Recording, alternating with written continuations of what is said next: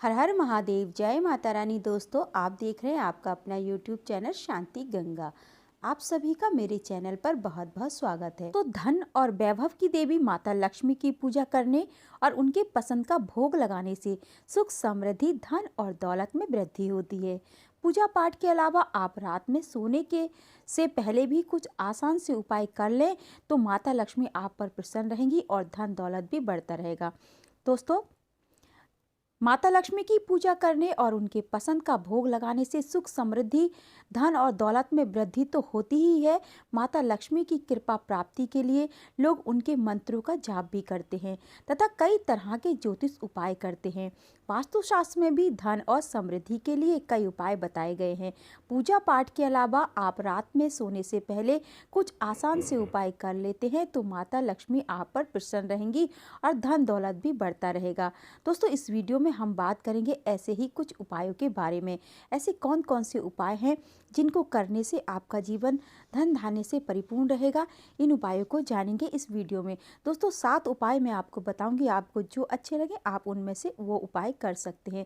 दोस्तों, आज का हमारा पहला उपाय है कि आपको मुख्य द्वार को साफ सुथरा रखना है। अपने घर का जो आपका मुख्य द्वार है उसको आपको साफ सुथरा रखना चाहिए।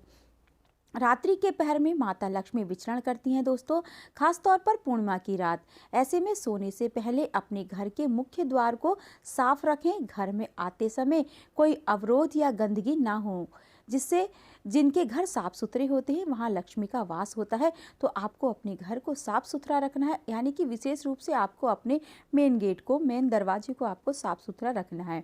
तो यदि पूर्णिमा के दिन आप ऐसा करते हैं तो और भी अच्छा रहेगा। दोस्तों, दूसरा उपाय है कि आपको पूजा स्थान पर उचित प्रकाश की व्यवस्था रखनी चाहिए। कभी भी दोस्तों पूजा स्थान को अंधकार में नहीं छोड़ना चाहिए। लगभग हर घर में भगवान गणेश और माता लक्ष्मी की मूर्ति पूजा घर में होती है। रात्रि में सोने से पूर्व वहां पर छोटा सा बल्ब या एक घी का दीपक जलाकर रख देना चाहिए। इससे माता लक्ष्मी प्रसन्न रहेंगी। वास्तु में भी अंधकार युक्त जगहों को नकारात्मकता का केंद्र माना जाता है, तो इसलिए आप अगर पॉसिबल हो तो आप अपने पूजा घर में एक छोटा सा बल्ब जलाकर रखें। यदि आप घी का दिया रात भर जला सकते हैं तो ये और भी उत्तम रहेगा।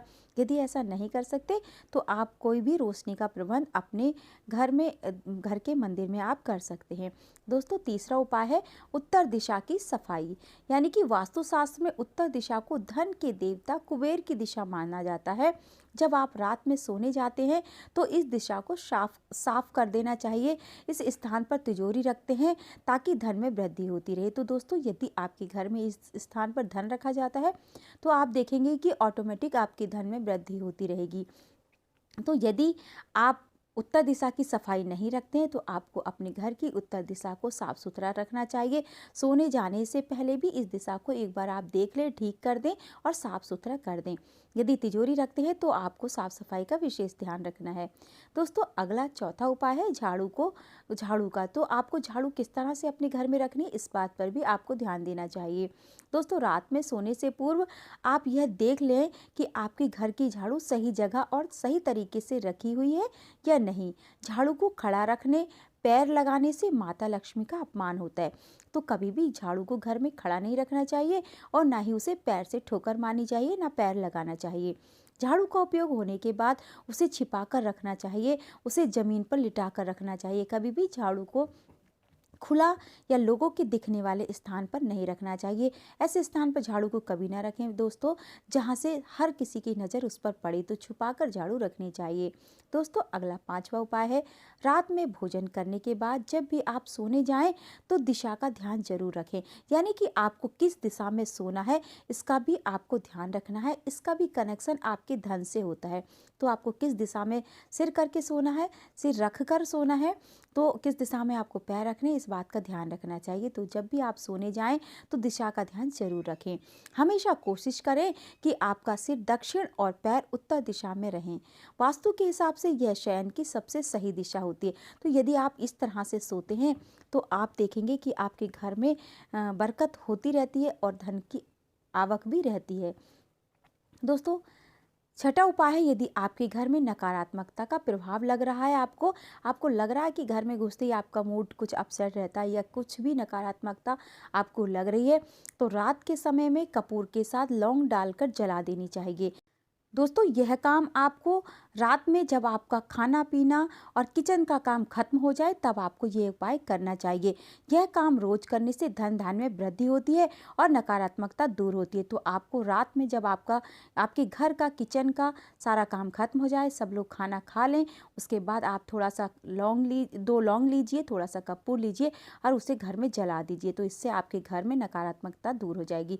दोस्तों, अपना हमारा आखिरी आज का उपाय है, सातवां उपाय, पूजा स्थान से आपको बासी फूल और पानी को हटा देना है। तो जब आप सुबह में पूजा के लिए फूल, फल या अन्य पूजन सामग्री का उपयोग करते हैं, उसके बाद वो वैसा ही पड़ा रहता है आपके पूजा घर में, तो इसे अच्छा नहीं माना जाता। संध्या आरती के समय आप बासी फूल, दिन के पानी को हटा दें। कलश में साफ जल भर कर रख सकते हैं। बासी चीज़ों से नकारात्मकता फैलती है, जिससे घर की सुख समृद्धि प्रभावित होती है। तो दोस्तों, ये थे आज के उपाय। बहुत ही आसान से उपाय हैं, तो आप इनको ज़रूर कीजिए। और अपने घर में यदि पूजा स्थान में कोई भी बासी चीज़ है तो आप उसको ज़रूर रोज़ के रोज़ हटाते रहें और सफाई करते रहें। ऐसा करने से आपके घर में धन की आमदनी तो रहेगी, आपका मूड भी अच्छा रहेगा और आपके सारे बिगड़े काम बनते रहेंगे। तो दोस्तों, ये थी जानकारी।